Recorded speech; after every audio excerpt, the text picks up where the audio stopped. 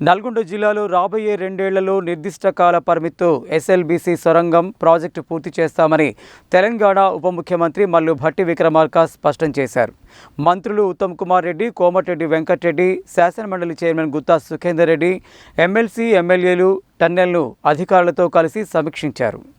శుక్రవారం ఉప ముఖ్యమంత్రి, తెలంగాణ ఉప ముఖ్యమంత్రి మల్లు భట్టి విక్రమార్క, మంత్రులు ఉత్తమ్ కుమార్ రెడ్డి, కోమటిరెడ్డి వెంకటరెడ్డి, శాసనమండలి చైర్మన్ గుత్తా సుఖేందర్ రెడ్డి, ఎమ్మెల్సీ, ఎమ్మెల్యేలు అధికారులతో కలిసి సమీక్షించారు.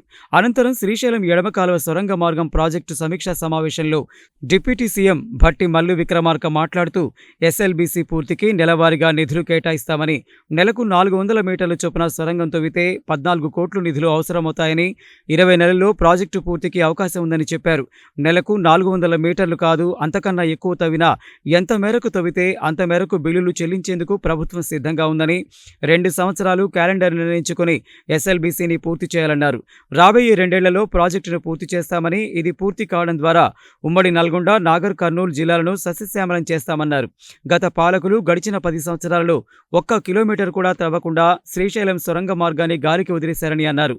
1000 కోట్ల బడ్జెట్తో పూర్తి కావాల్సిన ప్రాజెక్టు వ్యయం గత పాలకుల నిర్లక్ష్యం మూలంగా 4000 కోట్లకు పెరిగి రాష్ట్ర ఖజానాపై పెనుభారం పడిందని తెలిపారు.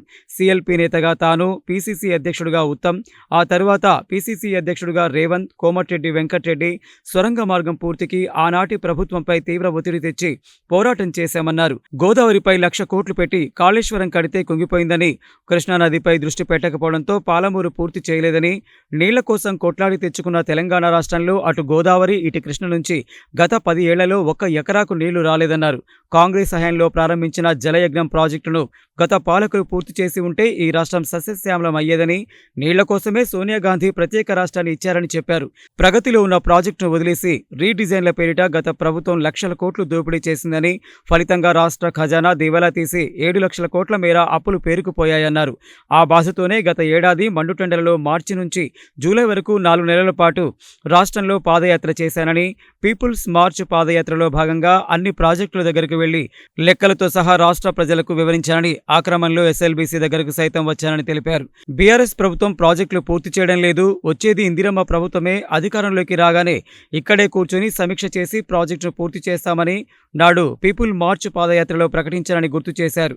ప్రజలందరి ఆశీస్సులతో అన్నట్లుగానే రాష్ట్రంలో ఇందిరమ్మ ప్రభుత్వం వచ్చిందని, పెండింగ్లో ఉన్న ప్రాజెక్టులను పూర్తి చేసేందుకు రాష్ట్ర ప్రభుత్వం ఒక విధాన నిర్ణయం తీసుకొని 6 నెలలు, ఏడాది, 2 సంవత్సరాలు, 5 సంవత్సరాల్లో పూర్తయ్యే ప్రాజెక్టులను గుర్తించి ప్రాధాన్యత క్రమాన్ని నిర్ణయించి ముందుగా పూర్తయ్యే ప్రాజెక్టులకు నిధులు కేటాయించాలని నిర్ణయం తీసుకున్నామని తెలిపారు. శ్రీశైలం ప్రాజెక్టులో డెడ్ స్టోరేజీ ఉన్న ఎస్ఎల్బీసీ పూర్తి అయితే నాగర్ కర్నూలు, నల్గొండ జిల్లాలకు సాగు, తాగునీరు అందుతాయని తెలిపారు. నక్కలగండి, ఉదయసముద్రం, బ్రాహ్మణ వెల్లెముల ప్రాజెక్టులను ప్రాధాన్యతా క్రమంలో నెల నిధులు కేటాయించి పూర్తి చేస్తామన్నారు. రాష్ట్రాన్ని సస్యశ్యామలం చేసేందుకు కాంగ్రెస్ ప్రభుత్వం కట్టుబడి ఉందని, కాంగ్రెస్ ప్రభుత్వం తీసుకున్న నిర్ణయాలు, చేస్తున్న పనులను నాయకులు, కార్యకర్తలు గడప గడపకు తీసుకువెళ్లాలన్నారు. సబ్స్టేషన్లు, ఇతర విద్యుత్ అవసరాలకు సంబంధించి ఎమ్మెల్యేలు ఇచ్చే ప్రతిపాదనలు పరిశీలించి విద్యుత్ అధికారులు వెంటనే అనుమతులు ఇవ్వాలని ఆదేశించారు. ఈ కార్యక్రమంలో ఎమ్మెల్యేలు మందుల సామెల్, బాలునాయక్, కుంభం అనిల్ కుమార్ రెడ్డి, జిల్లా కలెక్టర్ నారాయణ రెడ్డితో పాటు అధికారులు, ప్రజాప్రతినిధులు పాల్గొన్నారు. మొత్తంగా 4 లక్షల ఎకరాలకి గ్రావిటీ ద్వారా నీళ్లు ఇవ్వాలనేటువంటి ఆలోచనతో మొదలుపెట్టినటువంటి ప్రాజెక్టు. పెద్దలు చెప్పినట్టు ఇక్కడ ఉన్నటువంటి ఉంటే నీళ్ళు వచ్చేది, కానీ కనీసం 1 కిలోమీటర్ కూడా చేర్పించకుండా గాలికి వదిలేయటం వల్ల ఈ ప్రాంతం అంతా పెద్ద ఎత్తున నష్టపోయింది.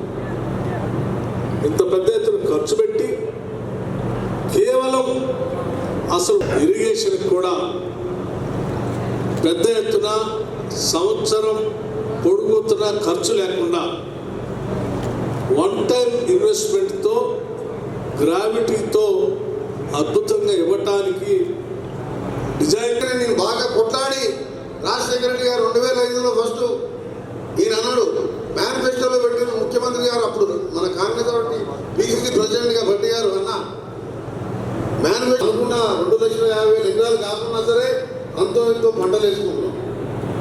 కానీ నేను ఎమ్మెల్యే అయిన తర్వాత, మన ప్రభుత్వం వచ్చిన తర్వాత నాకు అర్థమైంది, ఎప్పుడో ఒకసారి ఈ సమస్య వస్తుంది. ఏ సమస్య పోయిన